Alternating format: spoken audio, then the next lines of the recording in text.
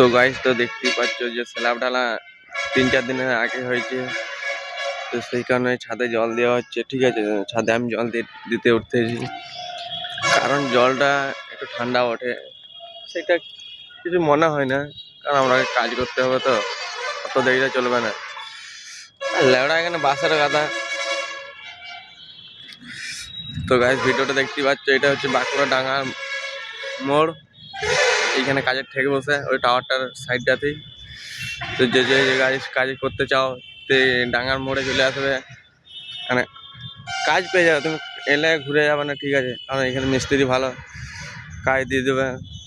কারণ ওরা জানে যে অত একটু কাজে তো লেবারটা আর ঘুরাবো না, মিস্ত্রিকেও ঘুরাবে না। কারণ একটাই কি, এই ডেলি যদি আসা যাওয়া করো তাহলে কিন্তু পয়সা বেশি থাকবে না। খাওয়া দাওয়া করতে এখানে থেকে কাজ করো 1 সপ্তাহ করে, তাহলে পয়সাটা কিছু বাড়িতেও থাকবে আর তোমার সঙ্গে থাকবে।